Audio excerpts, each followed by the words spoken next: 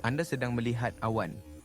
Rakan anda nampak gumpalan kapas, tapi anda nampak seekor naga sedang bertarung dengan arnab. Bunyi statik dari radio lama, bagi orang lain, ia hingar. Bagi anda, ia seolah-olah membisikkan satu corak melodi. Pernah rasa begini? Seolah-olah anda boleh melihat benang-benang halus yang menghubungkan titik-titik rawa, sedangkan orang lain hanya nampak kekacauan. Soalannya, adakah ini satu bakat luar biasa atau petanda anda bakal jadi gila? Selamat datang ke dunia pencarian corak. Keupayaan ini bukan sekadar helah parti. Ia adalah fungsi teras otak manusia. Mesin inference yang sentiasa bekerja cuba memahami dunia yang penuh dengan data yang tidak menentu. Masalahnya, kita hidup dalam zaman tsunami maklumat. Berita, media sosial, email, notifikasi, otak kita dibanjiri dengan hingar setiap saat.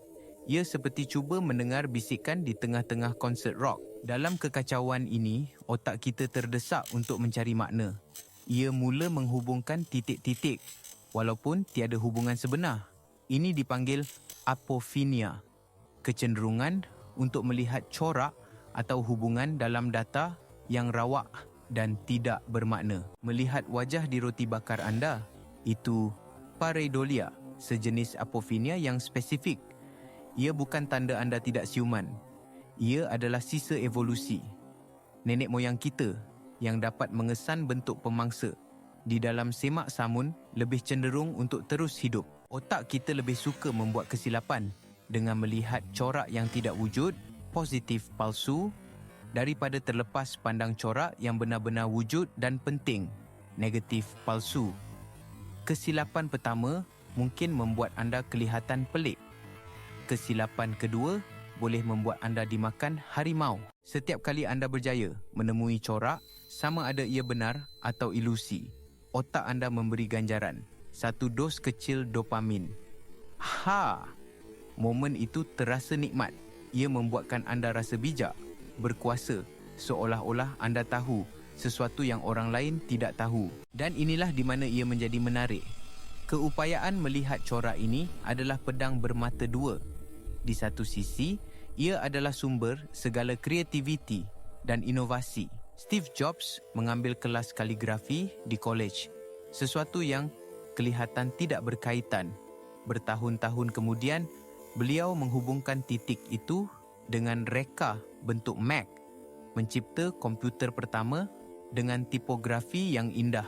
Beliau melihat corak di mana orang lain hanya melihat dua subjek yang berbeza. Saintis yang melihat anomali kecil dalam data dan menyedari ia adalah kunci kepada penemuan besar. Pelabur yang mengesan trend pasaran sebelum orang lain. Artis yang menggabungkan idea-idea yang kelihatan tidak serasi untuk mencipta karya agung. Ini adalah apofinia produktif. Tetapi ada sisi gelapnya. Apabila enjin pencari corak ini berjalan tanpa kawalan, ia tidak lagi menjadi alat. Ia menjadi penjara. Inilah asal-usul teori konspirasi. Otak yang terdesak mencari penjelasan untuk peristiwa yang kompleks dan rawak akan mula mencipta naratifnya sendiri. Setiap kebetulan menjadi bukti.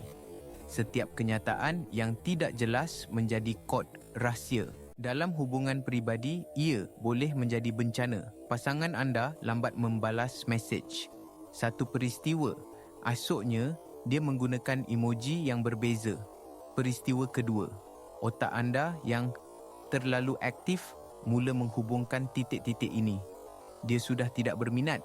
Ini adalah corak. Padahal, realitinya mungkin lebih membosankan. Bateri telefonnya habis. Dia penat. Tiada corak, tiada konspirasi, hanya kehidupan yang rawak. Tetapi, ganjaran dopamin dari menyelesaikan misteri itu terlalu menggoda untuk ditolak. Jadi, bagaimana kita boleh menggunakan kuasa super ini tanpa terjerumus ke dalam paranoia? Bagaimana kita menjadi Steve Jobs, bukan ahli teori konspirasi di forum internet? Kuncinya adalah dengan menjadi pengurus kepada otak anda, bukan mangsanya. Berikut adalah beberapa strategi. Langkah pertama, kenali kecenderungan anda. Apabila anda merasakan, momen itu, berhenti sejenak. Namakan ia Okey, ini mungkin apophenia. Dengan hanya melabelkannya, anda mewujudkan sedikit jarak antara anda dan pemikiran itu. Anda bukan lagi pemikiran itu, anda adalah pemerhati pemikiran itu. Langkah kedua, bertindak seperti seorang saintis, bukan peguam. Seorang peguam mencari bukti untuk menyokong kesimpulan yang sudah ada. Seorang saintis cuba menyangkal hipotesisnya. Apabila anda fikir anda telah menemui corak, jangan cari lagi bukti yang mengesahkannya. Sebaliknya, cari bukti yang menafikannya. Anda fikir semua projek anda yang ditolak oleh bos mempunyai tema yang sama? Okey, sekarang cari projek yang tidak sesuai dengan corak itu. Adakah terdapat pengecualian? Selalunya ada. Dan pengecualian itu memusnahkan corak ilusi tersebut. Langkah ketiga, dapatkan pandangan kedua. Otak kita terperangkap dalam bilik gema kita sendiri. Tanyalah seseorang yang anda percayai dan hormati. Hei, saya perasan perkara ini.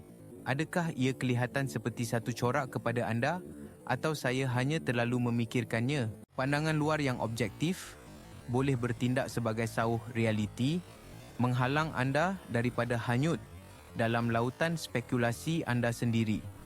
Mereka mungkin menunjukkan perkara yang jelas yang anda terlepas pandang kerana terlalu fokus mencari corak yang rumit. Langkah keempat, fokus pada isyarat, abaikan hingar. Tidak semua data adalah sama. Belajar untuk membezakan antara maklumat yang benar-benar penting, isyarat dan turun naik rawak. Hingar. Ini adalah kemahiran yang sukar. Ia memerlukan pengalaman. Seorang pelabur yang baik tidak panik dengan setiap pergerakan kecil pasaran harian. Hingar. Mereka memberi tumpuan kepada asas ekonomi jangka panjang. Isyarat. Seorang rakan yang baik tidak menganalisis setiap emoji. Hingar. Tetapi melihat kepada tindakan dan sokongan yang konsisten dari semasa ke semasa. Isyarat. Dan langkah terakhir yang paling sukar, belajar untuk menerima ketidakpastian. Sesetengah perkara berlaku tanpa sebab. Kebetulan wujud. Tidak setiap peristiwa perlu dimuatkan ke dalam naratif yang besar.